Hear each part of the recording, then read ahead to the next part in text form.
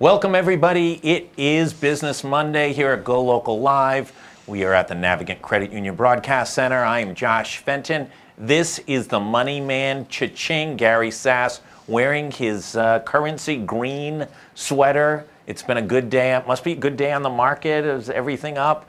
Gold is up. The stock market's up. Bitcoins are up. Real estate's up. You name it, it's up. He's green.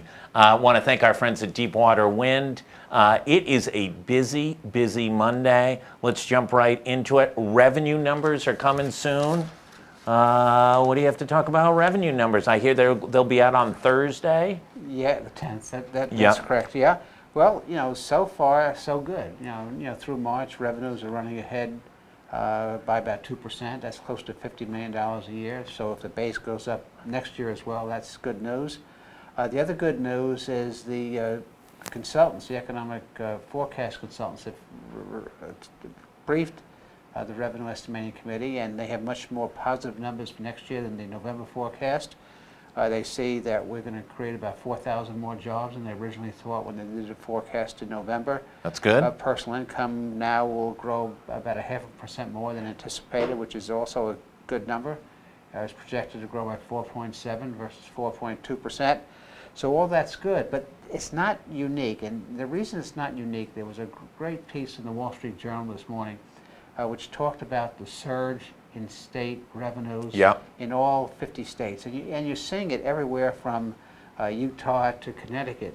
Even Connecticut. Even Connecticut. Even Connecticut. When you can even say even Connecticut, it must be good times are rolling. Because, Connecticut has had a fiscal crisis for as long as we can remember. But their income tax is running about $1 billion ahead. A place like Minnesota is running a $329 million surplus. Utah, $500 million.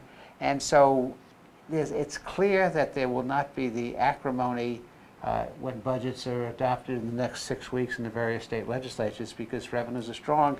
How the big turnaround in 1 year? You had so many states last year unable to close their budget negotiations. I think there were 10 states a month late, something like that on the fiscal year. How could the 1 year, is this? Well, there still may be states late, depends on how greedy the various factions are in the legislature. There's never enough money to go around for all the things they want.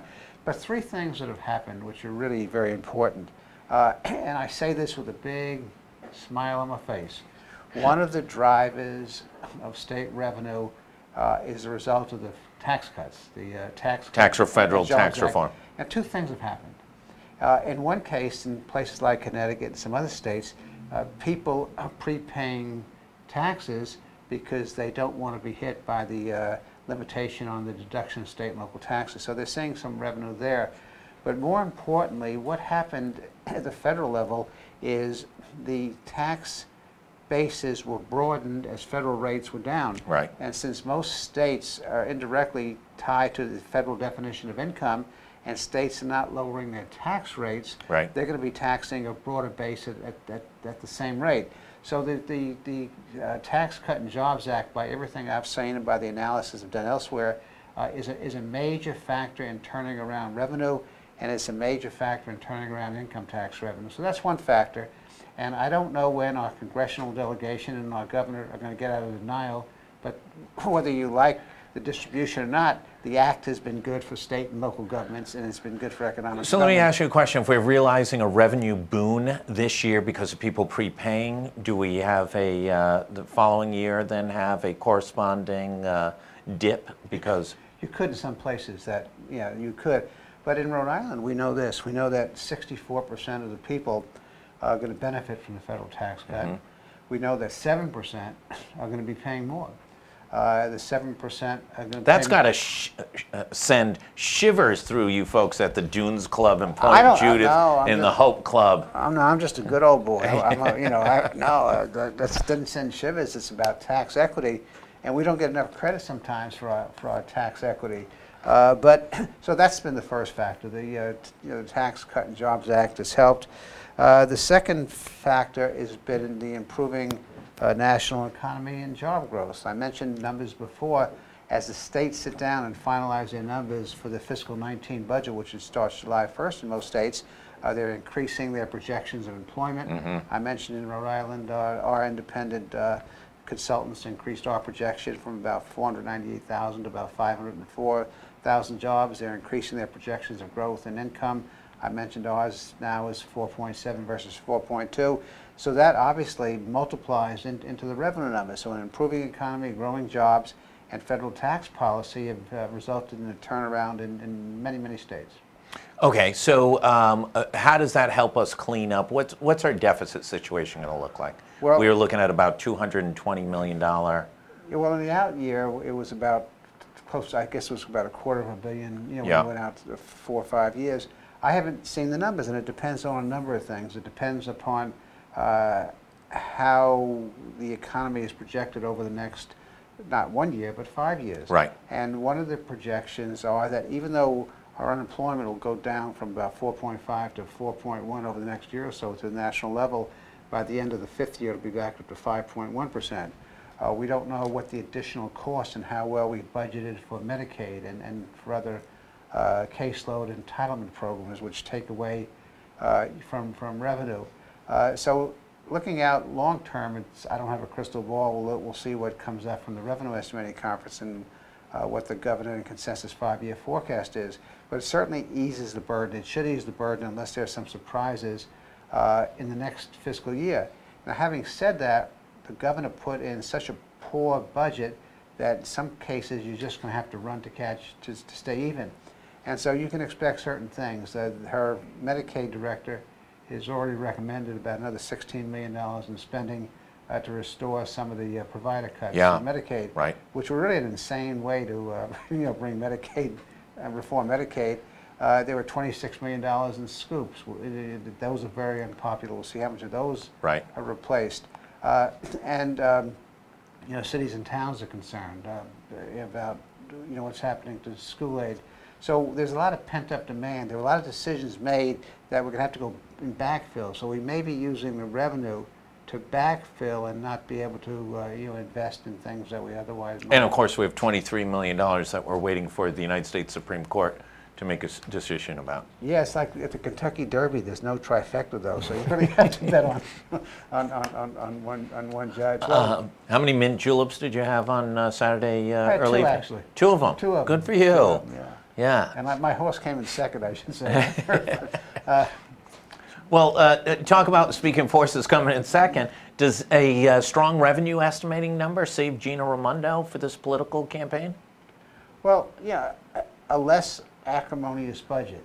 Passing the budget with less political strife always benefits the incumbent. I don't look at it as Gina Raimondo or Speaker Mattiello or Senate President Ruggiero, to the extent that they can do business in a more orderly fashion,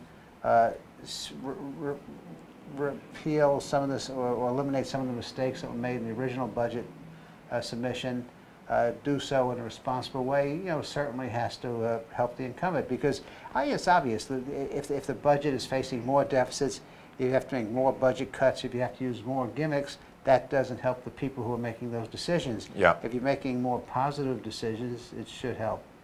And does this, is this fixing any of the structural issues? We talk a lot about the structural issue. Is this just more of, okay, we made it through another year. The little Dutch boy can take a couple fingers out of holes, or does this give us any opportunity to start to fix those things, or is it simply you're never going to fix those things in election year? Well, you never fix them absolutely, because times and conditions change, and there's certainly a political component in making fiscal decisions. So you have to look at it on a measurement basis. So I don't know the answer to the question, because I don't know how they're going to allocate the money. They can allocate the money in such a way that would soften future deficits, or they can do it in such a way where they just restore what's there and don't change anything in the long term. And the way I would look at it is really quite simple. Next year, will the deficit be 1/3 less than it was originally focused to be, and by the end of the 5th year, will be half of what the original projection was. Right. So if you could show a reasonable analysis that the deficit, structural deficit, will be half of what was forecast when the governor submitted the budget, then you could say you've made progress on the structural deficit. I don't think you're going to wake up and say, oh boy, the structural deficit has disappeared and gone. And the simple reason, it's simple as nose on one's face. We spend at a quicker rate than we raise revenue. And the market basket in this state is driven by an agenda that's really not focused on what our revenue capacities are. Look at growth in Medicaid, look at growth in social programs and entitlement programs, which are factors in all states, but when a 30-year budget's going to your Medicaid, you can't really deal with the structural deficit no differently than the federal government can deal with its structural deficit if it doesn't deal with those same kind of entitlement programs. There's a rumor up at the State House that the Speaker of the House wants to pass the budget and go home. That would be very smart. I mean, all speakers in an election year, should pass the budget. The 11th commandment for any speaker should be, we will pass the budget and these doors will close on June 15th. And if the speaker can meet that schedule and get those guys out of town the next 3 or 4 weeks so they can get some rest before they start campaigning, the speaker will be imminently more popular in his caucus. Let's talk about the PawSox. GoLocal had a story last week unveiling that there's really 3 sets of numbers that the Pawtucket Red Sox have. Number 1 is what they claim to be the number of tickets sold. That's what they report to the International League. The second number is the turnstile number, which they had never really publicly reported before, but when pressed on. And then the third number is the reality number of really who's in the building. And the financing for this new structure that they're asking for roughly $40 million plus costs is really based on the number of people who are actually in the building. Because it's not just based on tickets sold, it's based on the hot dogs and all the concessions and the souvenirs and the parking. The actual ticket is the smallest component of the retail. There's also a surtax on the tickets to make up some of the... Absolutely, right. So you've got to not only sell the tickets, you need to get them there because you need the revenue, the complete revenue picture. And as any parent who's taken the family to a PawSox game, the ticket's not the big sweat, nor is any of it. It's not highly priced, but it's the hot dogs, it's the popcorn, it's the ice cream, it's the hats, it's the etc. Well, I know a football coach who had a bad season, and at his interview with the athletic director, there was some concern, and he turned to the athletic director and said, I get 90,000 fannies in the seats every Saturday. What are you complaining about? And so, yeah, that's the bottom line. Right. And the issue with the PawSox, and we've discussed before, I really haven't paid any attention, nor can I intelligently talk about the deal, but there's a credibility issue. Because every time the PawSox come up with something, this is our best deal. Yeah, right. And then every day, every time a politician says, well, take your best deal back to Boston, there's another deal. Right. And so, and this follows on top of 38 studios. It follows on top of some of the claims. Well, listen, there's nowhere to hide now, right? The facts are out there. The Boston Globe picked up our piece this weekend.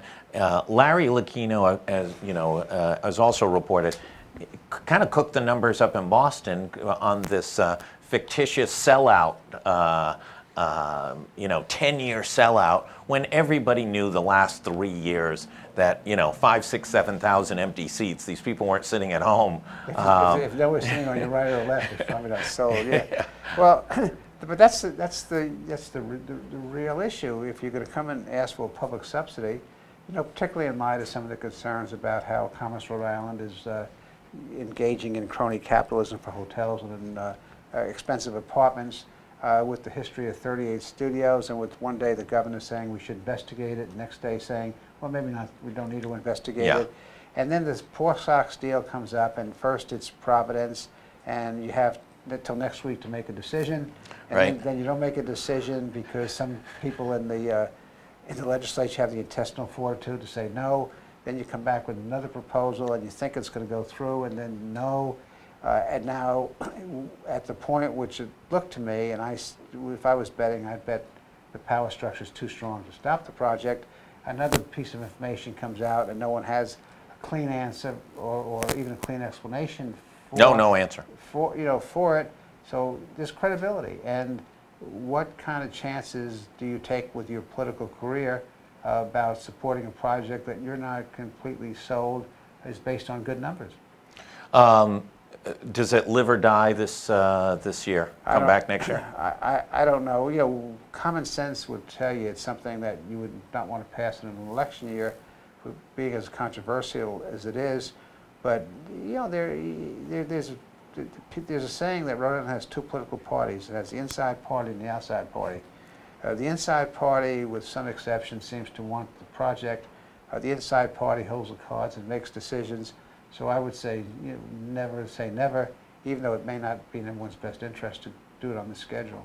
Are all the Republican gubernatorial candidates opposed to the public financing of the Pawtucket Stadium? I can't speak for them because I don't know. I know Pat Morgan. I believe so, but yeah. I don't know the answer to that question. Speaking of gubernatorial candidates for on the Republican side, last week Giovanni Feroci might have had the worst week of any candidate since I can't even think of you know, maybe former GOP chair John Holmes forgetting to file in time.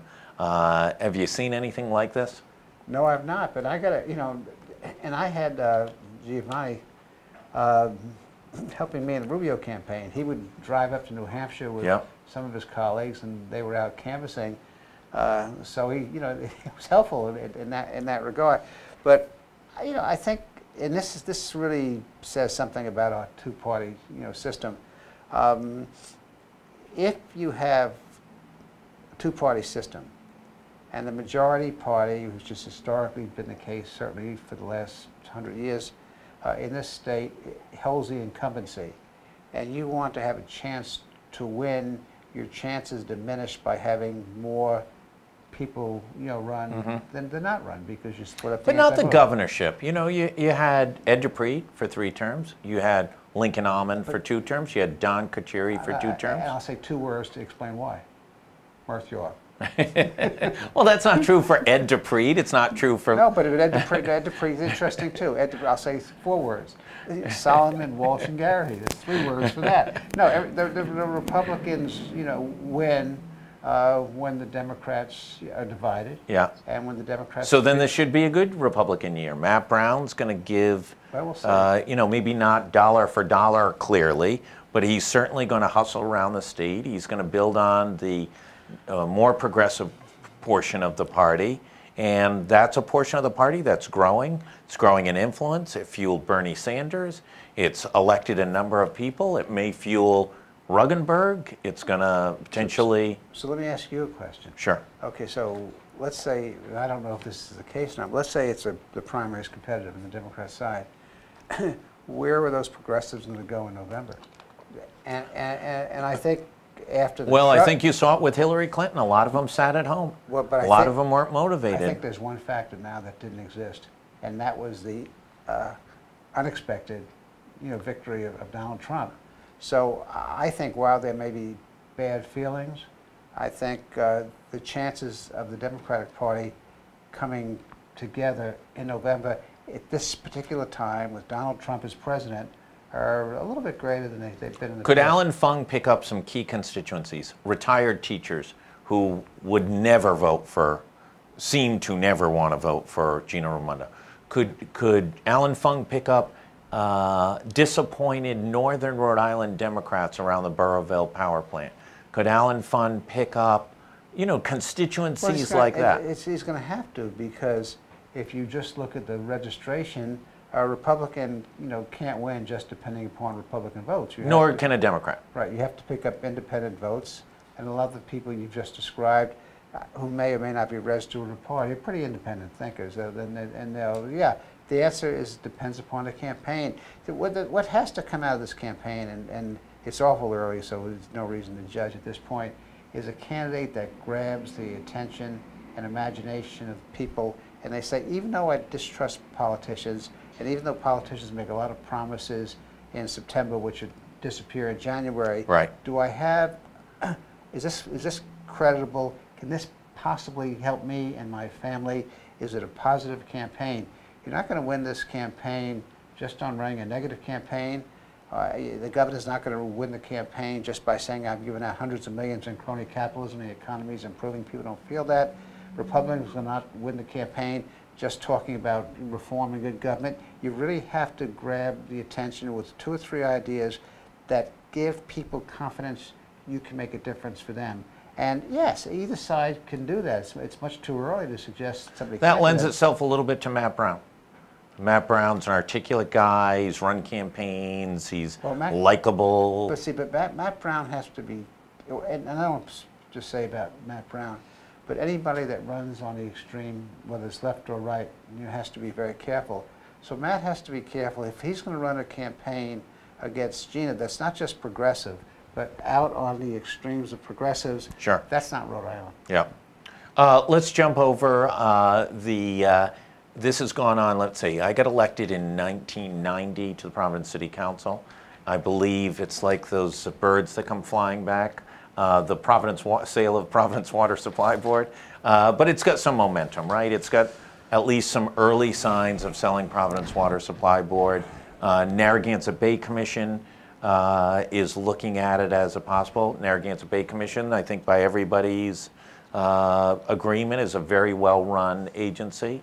Award-winning, has done huge, massive infrastructure programs. They built an empire. They have built an empire, literally, under Rhode Island. It's a fourth branch of government these days. It's a fourth branch of government. That seems another one that's a little tricky in an election year. Well, and there's some really substantial questions, about it. First of all, the way the PUC, regulates Providence Water Supply Board, you precluded any private entities from buying it because they don't allow a real return on the investment. Right. If somebody's going to invest $300, $400, $500 million, they would expect a return. So that would have to be changed. So then it says the only person, the only entity that could buy it are entities that are not under the jurisdiction of the PUC, unless the legislature wants to change the role of the PUC, and that brings the Narragansett Bay Commission. But there are a lot of questions that haven't been answered. One of the questions, for example, is what's it worth? When I look back and I looked at the consultant's report, they had a kind of interesting way of evaluating this thing. They looked at reproduction costs, replication costs, plus inflation, less depreciation. They did that for some of the assets, not for the other of the assets. They did nothing that I'm aware of, and I stand to be corrected, in looking at what comparable studies have been. There was a comparable study out west, I think in Montana, with a major water utility, and it sold for $327 million. So without the methodology they use, I think is hypothetical. And I think in their report they said it was hypothetical. They didn't look at comparison, so the pricing is not clear. And then the question becomes, okay, if Narragansett Bay buys it, let's say, just for argument's sake, it's valued at about $400 million. Let's say they buy it for $300 million. Yep. Okay, and if you have 75,000 customers, I think that's what they have, and you divide it by, and you say you can pay it over 10 years, that's $30 million a year, 75,000 customers. That almost doubles what people in Providence would have to pay for their water. So to suggest that you can do this without a rate increase defies credibility, defies feasibility, and I don't think anybody wants to do this, increase water rates right before an election. So I think the timing is poor. I think there are certain issues that could resonate in legislative races, and increasing people's water bills significantly is one of them. And I don't think the homework's been done. And the last point, which I think really frosts a lot of people, the Providence has gotten into their pension crisis, not because of somebody sitting in Woonsocket or sitting in Westerly. And it's okay to monetize an asset to pay down your pension costs, but unless you change the benefit structure going forward, you just bought time, you haven't bought a solution. And so one of the things, if they're going to sell the Water Supply Board, and the theory is to monetize the pension fund, then you need a real monetization that's tied to reduction in costs. And that basically would say that anybody hired after a certain date, anybody that's not invested yet, has a different benefit package than people that are vested, that are contracted. Does it adversely, if you sell off an asset that big, does it adversely impact your bond rating because you've just lost a massive asset that gives you stabilization to your? No, because Providence has not been getting any return on their investment. But even though, it's on the Yeah, and I think the way it's been operated and the money is contributed, I think the analysts are wise enough to see that. I think the bigger problem in Providence, in terms of the bond structure, is looking what's happening with the economy. And I know, they announce all these cranes and projects in Providence, and they're not really having a whole lot to do with economic development. You can, of the 10 or 12 projects in Providence that are underway, Wexford, the South Station Landing with the nursing home, the building of the pedestrian bridge, you can make a case, even though there are investments a lot in public activities, those are good sound economic development investments, even though Wexford's not what it was sold to be. But then you look at everything else and you kind of Well, those three also, you got to give, if you're taking who's the mother or father of those are all linked Chafee projects. Yeah, South Street Landing certainly is. Yep. But the bridge was actually even before, may have even started before Chafee. And Wexford was not a Chafee project. But then you look at everything else, and I looked at these projects. The Edge Hill College project is 200 apartments for rich students. These for college kids are going to pay $2,000 a month. Yeah. The Commons at Providence, 169 units. Right. What else? Homewood Suites Hotel. Right. 78 Fountain Street, where the little coffee shop is. Yeah. Chestnut Commons. The High Point Tower, Resident Inn by Marriott. Well, and also none of them, other than potentially Wexford, although there's not exactly a lot of signed up there. It's some Johnson & Johnson moving over, some Brown Jobs moving over, and then a few others. Almost everything else is hospitality or residential. Right. So, and that's the point. If you come back 7 years. Where's the op-ed piece on that, Mr. Sass, over to GoLocal? I will write you one of these days. All right. But no, I walk around. You've got so much money. It's just counting up the interest on a daily basis must be a full-time job. It's not bad. You clip coupons, you don't count anything. But no, seriously, walking around, Providence when I come down here on Mondays, you don't see people on the street. You see empty buildings. And so we're building, let's think of the common sense of this economic strategy. Because you know somebody and you can get a tax incentive or a tax credit, you say the first floor is going to be retail, it's going to be expensive apartments on the remaining floors, and yet retail in the city of Providence is not expanding. So, by the way, retail across America is not expanding, it's shrinking. But so why give tax incentives and tax credits? And so you say, okay, 7 years from now, if all these projects are built, and we have a different, skyline, and we have. Listen, I don't think there's a downside to these projects being built. They put construction workers. There's, it's good, but it's only a portion of what the strategy needs to be, right? I'll tell you what the downside is. There's not a downside of each specific project, but there's a downside in balance. And since resources are finite, and since you have so much public money that you can use to subsidize it, you have to be concerned about opportunity cost, opportunity loss, and balance. Now, if I came to you and you in the city, and I said, I want to build a high-rise apartment on this lot, and I had just to get the zoning clearances and the planning clearances and do the permits and the regulations, and then I put my money and build a building, it's a good project. Yeah. If I come to you and I get a tax stabilization agreement, so some poor guy living in Elmwood or Elm Grove has to pay higher property taxes to subsidize this, I'm not sure such a good I get a tax stabilization, I may get a state historic tax credit, I may get federal historic tax credit, rebuild tax credit, and I may get rebuild. Yeah, and I can go through these projects and talk about $55 million projects getting 15, 20 million in tax credits. Right. Well, that's okay if it's done strategically. These don't seem to be done strategically. I don't know how all these hotel rooms are going to be occupied. I don't know where all these rich people or rich kids will come to. I don't think there's a deficiency in that there isn't enough demand, especially the way Boston's growing. We de facto become a bedroom community. But I think that also speaks to, are we diversifying our economy and building some homegrown stuff? There has been, I can tell you this, we've been on the street for 8 years since we launched. There are very few new businesses down here. A couple, Upserve over there, Virgin Pulse grew up over there. But generally, most of the commerce has depleted, not increased, from a number of folks working in downtown Providence. And so then you need a strategy. I-195 was going to be our ticket to the innovation economy. I look around and I look at I-195 and the projects I mentioned to you.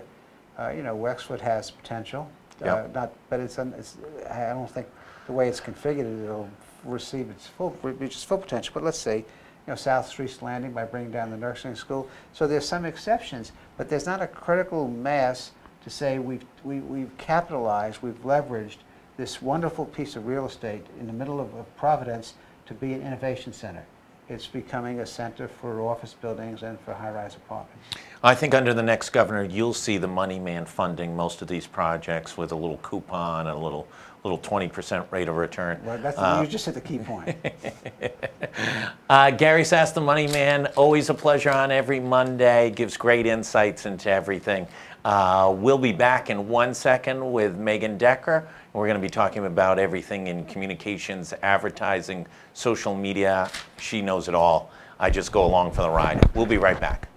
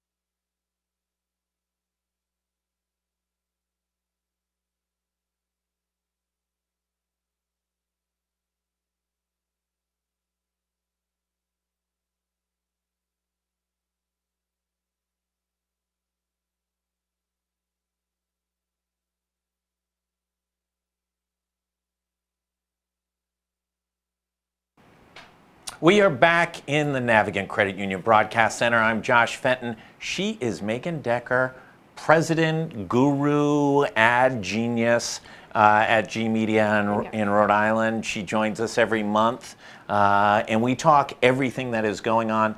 Functionally, we talk about how do you sell stuff, right? Isn't that really what we get it down to? At the end of the day, yeah. Yeah.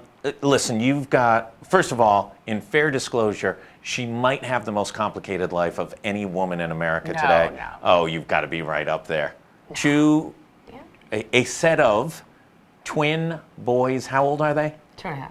2.5-year-old twin boys. Winner, winner, chicken dinner. Pretty much. Yes. They're winning, I'm losing. That's right. At all times. Right. There are combat Marines right now saying, I am enjoying my life better than you are. They're in training. Yeah, they're absolutely in training to have twins.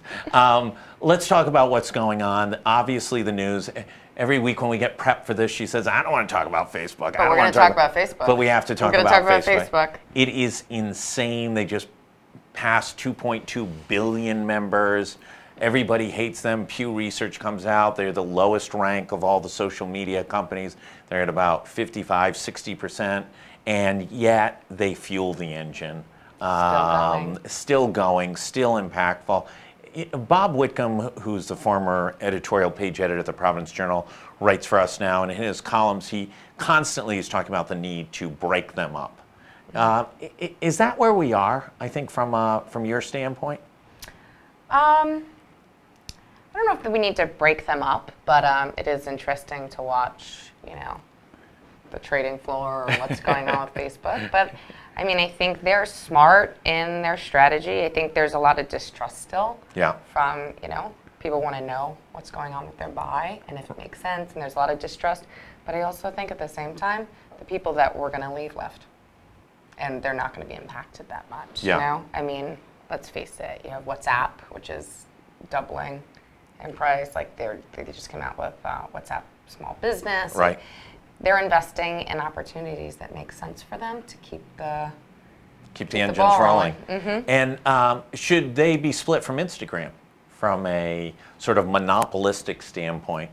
They seem to have, control over even the alternative to some degree. Sure, absolutely. I mean, I think that's a conversation that's been going on since the beginning of time.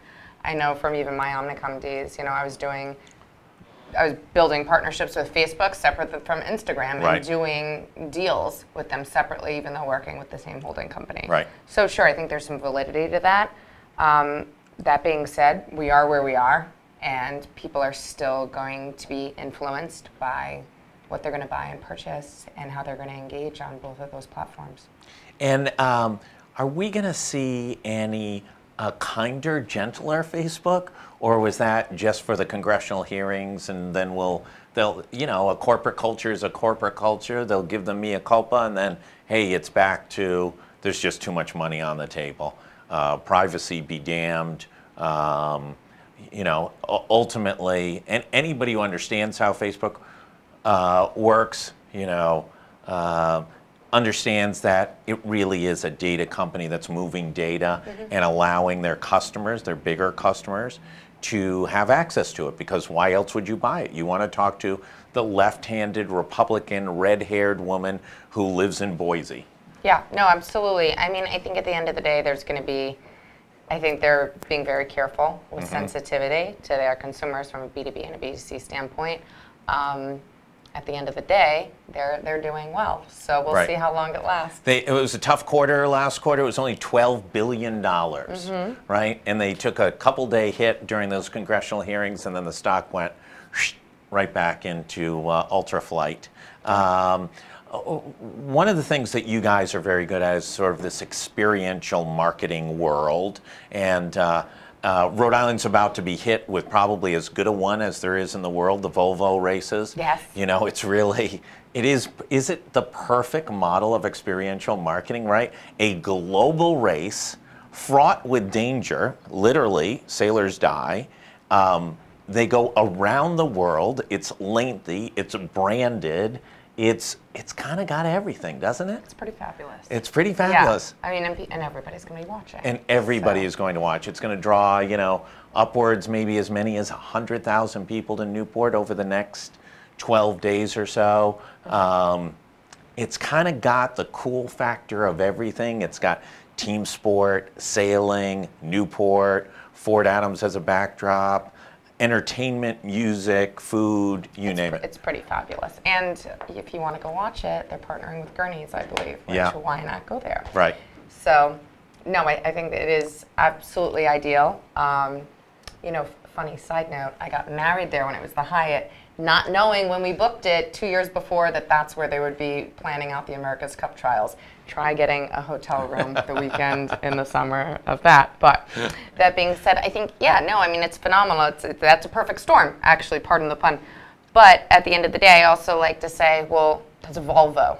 Right. What about our smaller companies? Yeah. What about our middle market, small to medium, large size companies out here that don't have that kind of a spend to do experiential marketing? I think you can still do something really robust and drive lead generation and really build some brand awareness for your company without spending that much too. Yeah, right? $100 million or whatever, Volvo. Talk about that. How do you, if I'm a community bank or I'm a cool lifestyle brand, but I'm regional, how do I build that impact and that experience, and how do you guys develop that strategy for that? Sure, and I think what it comes down to is, we love to work on experiential marketing. One of our biggest clients is MetLife, and we do all of their national brand engagements on the ground at a lot of great clients.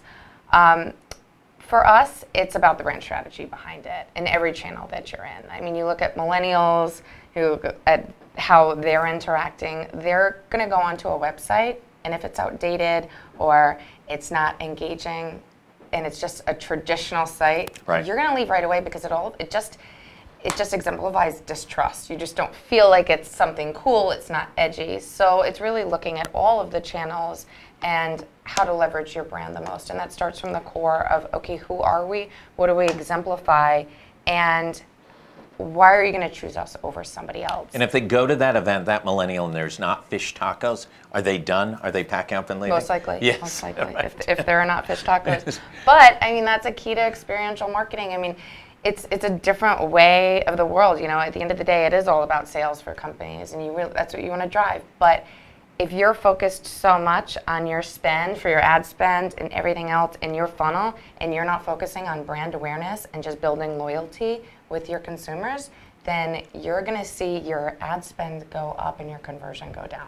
And isn't it the relationship you're trying to create, that there's a level of trust, that what you promise, you know, these airlines are getting into some trouble by not, that's you know. a whole other story. Right. Yeah, absolutely. But that there's an inherent, listen, every company's going to have its bumps and bruises, you know. They build products, not everything works perfectly. It's about the cleanup and the relationship and sort of creating as much trust as possible. It really comes down to trust and loyalty. And that's why experiential marketing, you know, a lot of companies will say, well, I don't see my ROI, I don't see my ROI, but that brand awareness, you're providing a full funnel of leads, but it has to be done right. You have to ensure that the people that are representing your brand, whether it's your inside folks or external brand ambassadors, that they're educated and truly know what they're talking about. Because the first thing that happens if you're going to a brand event and you actually, and I'm sure this has happened to you, I know it's happened to me, you ask that secondary question after you get your free thing, right, and they can't answer it right. about the brand. Well, because they hired a kid for that weekend and they didn't train them, and exactly. Right. So that right off the bat is one of the first things, is making sure whoever is talking about your brand and engaging with your consumer, your target audience, is fully versed and educated in what it is, and vetting those folks. If you're a brand on the decline and you're feeling the pressure of it, and we're obviously seeing retail brands drop left and right. I mean, it's pretty much every week a major retail brand is either liquidating or entering into Chapter 11. Yeah. What's the strategy to save yourself? You know, well, if you're in Chapter 11, I don't know. I think retail is in. Could Toys R Us been saved if they had been a little bit more, I don't know, developed a digital strategy, created much more of an experience? I mean, think of the fun you ought to be able to have. Well, they tried to create a digital experience. Yeah. They tried to, at least, well, from an e-commerce standpoint, they tried. I mean, it definitely hurt them going into partnership with Amazon, and obviously, you know, they won that lawsuit, but you already put yourself in the hole competing with your own products. Right. But so from a financial standpoint, I think they were already pretty deep. But I was actually just talking about it with somebody else this weekend. Going into Toys R Us when we were kids was the best thing you could ever do. It was Christmas. Absolutely. Better than a bouncy house. Yes, it was the most Absolutely. amazing thing that you could ever do. Going to Toys R Us, it was huge.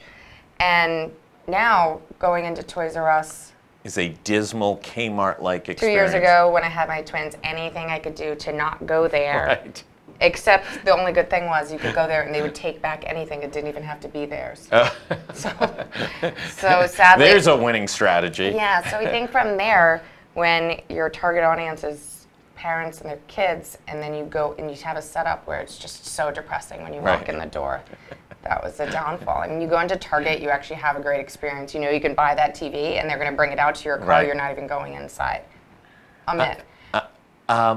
How do these folks begin to integrate a cool digital strategy with the brick and mortar? Can you merge the two? Is there a great, can you give an example of a great, you know, great company that's been able to find a way that, you know, creates the relationship online, brings the folks in, you walk out of there and go, God, that was, you know, that's as good as it gets from a retailer standpoint. Yeah, absolutely. I mean, I think Taco Bell is obviously, we've all seen a lot of their advertising. I'm always watching the stuff that they're doing.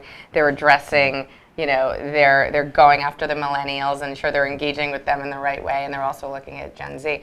So I think it's just thinking about all of the things. I mean, millennials, 50% of them to 70% are buying something that they've engaged with on Facebook or they've looked at, and that's influencing their I'm moving you back over. Oh, I'm sorry, I moved over. I like to sway away from you. Yes, that's right. I like my own space. I did shower this week. It's early in the week. So I think from that point, it will drive them into the location. But if you are not finding their triggers, whether it's through VR, anything that's really online and digital is going to drive them to that physical experience. Talk about some of the successes you guys are having, who you're working with, what you're doing with them. Sure. So right now we're doing a lot of stuff with MetLife, which is one of our anchor clients. So we do a lot of experiential with them, as well as their brand strategy for their and what's an experience? If I were lucky enough to be invited to a MetLife event, what's the experience I have? Well, you'd have to work at one of the companies. Yeah. But it would be, there's multiple categories of how it would happen. As you would, but regardless, you would essentially on site. If you say we're at Georgetown or Sallie Mae, you would engage with the brand on site. You would be invited to RSVP. You'd be picked up, brought to your car. We would be doing like an 18-point card check, or it might be a 5-point card check. Really depends on the size of the campus. And you would have the brand ambassadors there talking to you about the benefits of getting a policy with them, as well as everything from car seat safety checks, which is about 98% were the numbers installed incorrectly, right down to getting the glass on your car repaired. So multiple different things. But the biggest point is that they're offering up, it's a B2B relationship that has a B2C benefit. So not only helping their organization, but then I'm also helping Josh Fenton, who's there as an employee, not only get savings on his policy, but I'm teaching you some stuff about safety in the workplace, at home, and as well as with your vehicle. And we're tying in cool digital and VR opportunities. VR, talk about the VR. Sure. I heard about these VR opportunities. They're pretty cool. Yes. So give an example. So that's the way to. That's the way into the hearts of your millennials. So you built something pretty cool, right? Yes. So we built some customized technology for a lot of our clients, not just MetLife, to offer up experiences through VR that are virtual reality. The goggles go on. They experience something that's tied to that brand. Yeah. We go and we look at each brand and say, okay, if you want, everybody wants VR. We want to do this. We want something cool. But it needs to tie back to who you are and what your brand is. So it's not just skydiving into the Grand Canyon, right? Yeah, you can do that, but at the end of the day, you really want to look at, okay, how we're going to really drive relationships and value for And talk about a cost structure. Let's say I'll go back to my community bank or that 5 retail location company in Rhode Island or Massachusetts, and they say, God, that sounds great, but how do I create a VR experience for customers or prospects that is applicable? I don't have the budget for MetLife. Sure. And those are things that you have to think of, especially if you want to do something customized that makes sense for your corporation. One thing is it doesn't necessarily have to be something that's customized for your brand, but more about a topic or something that's going on in the industry that relates to your brand, that you can really latch onto and stand for something, whether it's something for a nonprofit or something that your company believes in. So kind of a cause marketing campaign that which can be... is, honestly, nobody wants to hear about the company. They want to hear what they stand for and believe in. Yeah. And what do you see as, in more global sense, trends that are starting to emerge? Do you see anything, little snippets of things here and there? You've talked about experiential marketing, talked about applications of VR to pay off the brand experience. Anything else that's going on out there? Well, I think it's really just looking at your brand, what you want to stand for, and what channels make sense for you to be advertising yourself. One thing, you're seeing a dip of what I think this is the first year, or at the end of last year, is 1% TV's down in broadcast, and it's really taking over on the online space. So, and especially in mobile, and especially in video. Yeah. Those two spaces are just... Well, and that's the thing. You look at Netflix, and I love Netflix. I'm essentially obsessed since I have no time to watch anything, and we're cord cutters. But so I go on my Netflix, and if I want to share a series that I love, it's right there. Yeah. It's just the settings. It's really just making whatever channels you're on, making it as easy and as accessible as possible so that it's just such a simplified, easy experience. It's not about necessarily always just having a huge media spend and a lot of money and getting the most leads. It's really, okay, what do we stand for?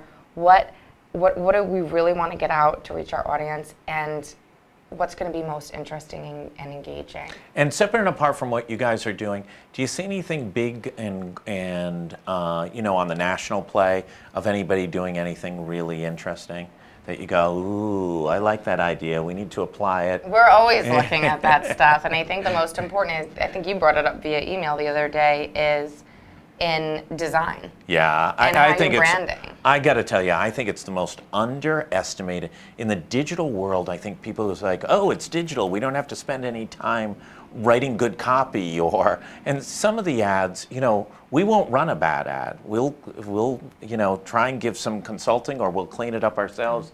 It really matters what the ad. That's why you always showcase the G Media ones. We like the G Media. So they're nice, they're clean, they're smart, and you know, and some people want to make it a Christmas tree with 27 lines of copy. Well, that doesn't really work in a 160 by 600 ad. And it's just not digestible. Right. With the amount of stuff that's thrown at us every day, we want it just fast, quick, and to the point. And it needs to work hand in hand. So everything that we do when it comes to design, and I feel everybody should be, it should be the playbook, is making something clean, technology tied to design, and that's it. It has to just be a simplified process. If I'm seeing a traditional ad, I think it's spam. Target really did a great job of getting people to understand the importance of design and cool and color and things.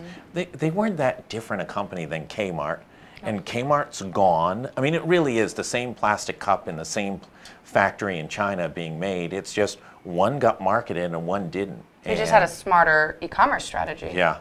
Absolutely. I mean, I think they had a smarter e-commerce strategy than Amazon or Walmart. I think those are, you know, obviously they're doing amazing, but Target, I think, is just a step ahead.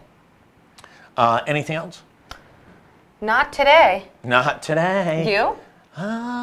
Let's see. I think it's going to be a big summer in Rhode Island. I do. I think Volvo kicks it off. I think we're going to, weather looks good for the next 10 days for the most part. I think it's amazing to go and watch tomorrow night if you're in Newport. It'll be a Tuesday night, and it is packed with people from all over the world. It's really remarkable about what a destination place this is. And I think you're seeing a half-decent economy. People have some enthusiasm, and I think there's a lot of growth. We're seeing a lot of growth. I think it's a good time. Yeah, no, I absolutely agree. So thanks, everybody, for the busiest woman in America, heading up an ad agency, fast-growing ad agency, twin boys, 2.5. I believe you get a Congressional Medal of Honor or something like that. Maybe it's St. Bringing them Peter. in next week. You can babysit. No way. No, Can we bring them here? On the next show. I want to thank everybody for tuning in to Business Monday. Thank everybody at Navigant for their sponsorship of the Broadcast Center, and our friends at Deepwater Wind, a big innovator, obviously, not just in Rhode Island, up and down the East Coast and around the world. We'll be back tomorrow. Big day tomorrow. We are broadcasting live all day from down at Volvo, down at the Fort Adams, and it should be a pretty interesting day talking to captains and crews from all over the world, as well as visitors and some of the surprise entertainment that's going on. We'll be back tomorrow from Newport live.